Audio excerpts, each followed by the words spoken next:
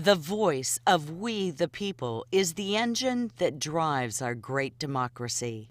In 2005, powerful special interest groups for the insurance and healthcare industries came to Georgia in order to limit the voice of our juries through special laws, letting them set the value of life, liberty, and the pursuit of happiness for the rest of us.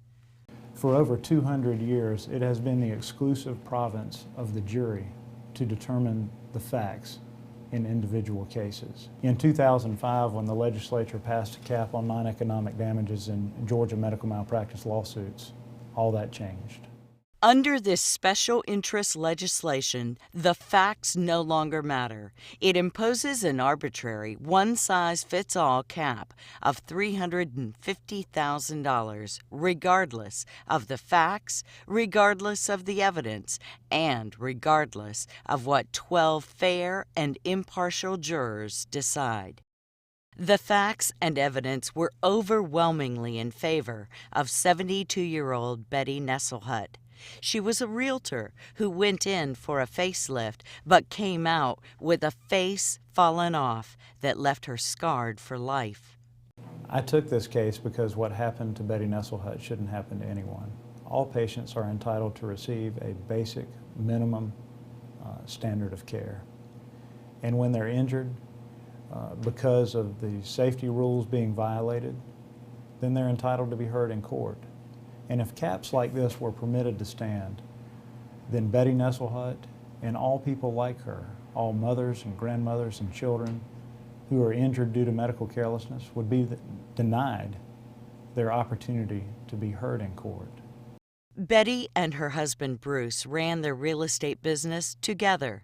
Betty was the face of the team, but at 72 years old, she felt the signs of aging put her at a disadvantage compared to younger realtors. She was interested in having minor plastic surgery around her eyes and mouth and consulted Dr. Harvey Chip Cole, an ophthalmic, plastic, and facial cosmetic surgeon with the Oculus Group. He started telling her that, well, I could do this, you know, I could put your cheeks up. In other words, he gave her a sales pitch. He said, if you don't have the eyebrow lift, he said, you're going to regret it in 4 or 5 years. Because he said, then you'll have to have that done, and you'll wish you had had all of it at the same time. Although Betty consulted Dr. Cole only for a simple eyelid procedure, he talked her into a slew of additional expensive surgeries. Betty was hesitant at first, but Dr. Cole, a skilled and charming salesman, won her over by offering her a multi-procedure discount and by showing her these digitally enhanced after pictures, promising dramatic results. I could see it in her face when she looked at the photographs, before and the after. And I thought, that's it.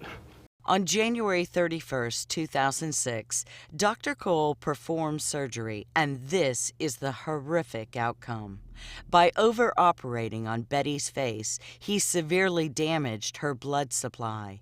She was left with gaping wounds on both cheeks and temple areas, severe facial disfigurement, and permanent scars.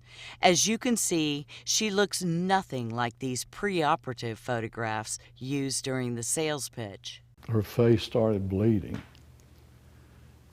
and that just shocked us, and it was horrible to see your wife's face bleeding. It looked like a roast, a jagged beef roast. Every morning, she would ask me, does it look better? And I had the unfortunate experience of telling her, no, it doesn't look better, and it gradually got worse and worse. After struggling for months with these open, non-healing wounds, Betty visited Dr. Seth Yellen, the chief of facial plastic and reconstructive surgery at Emory. He was the first to recognize that Betty's injuries were a direct result of Dr. Cole's negligence. He just said that it definitely was burned. This Emory surgeon felt so strongly that Dr. Cole violated the standard of care, he chose to stand up for Betty at trial. Despite the fact that Emory, as one of the nation's leading referral centers, strongly discourages its physicians from testifying against fellow medical professionals. The experience has been gut-wrenching for the couple. Twice a day for months, Bruce would help Betty cover her open wounds in what was an excruciatingly long and painful process. For probably 6 months, I didn't let anybody come over, even my closest friends, because I looked really, really bad. Oh, God, I'm sorry. I'm sorry, Betty.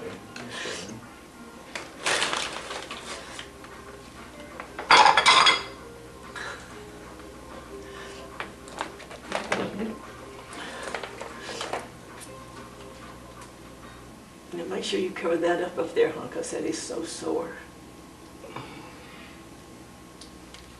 Yeah, that's it. That's it. That's it. Yeah.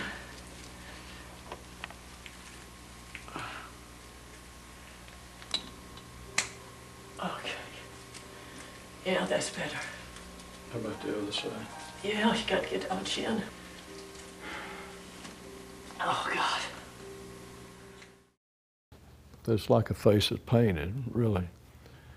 She's still real embarrassed about her appearance. And always will be, because it will never be any better than it is right now. She has isolated herself from friends and avoids going out in public, ashamed of her facial deformity caused by Dr. Cole. After carefully examining the powerful evidence in the case, the jury decided Betty and her husband deserved to be compensated $1,265,000. Even though Dr. Cole had more than $3 million of insurance coverage, more than enough to satisfy the jury's verdict, the cap makes the jury's verdict meaningless. Caps were intended to eliminate frivolous lawsuits, but, as this case shows, caps only harm those who have already been grievously injured by a party found to be at fault.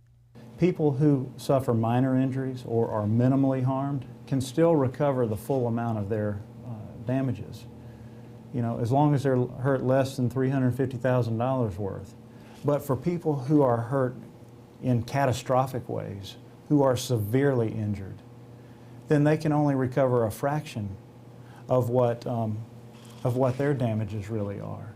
Powerful special interest groups claim that caps reduce insurance premiums for doctors, but that's simply not true.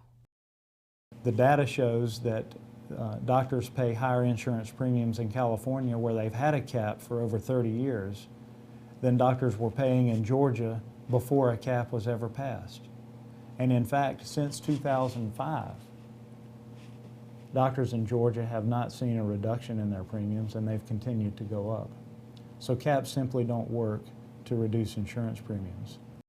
The judge who presided over the Nestlehutt trial ruled that this cap violated the Georgia Constitution. Dr. Cole appealed the ruling directly to the Supreme Court of Georgia. The amicus briefs filed in this case reveals this to be a showdown between special interest groups for the insurance industry, big business, and for-profit health care against the rest of us, consumers, injured patients, retired people, women, and children. Ms. Nestlehutt will spend the rest of her life looking at that badge of carelessness, badge of malpractice, and dealing with the second looks of strangers as she goes about her life. Now, the Georgia Supreme Court will decide whether the special interests of the insurance industry will be permitted to take over the role of the jury, or whether the right to determine the value of life, liberty, and the pursuit of happiness will be exclusively reserved to we the people.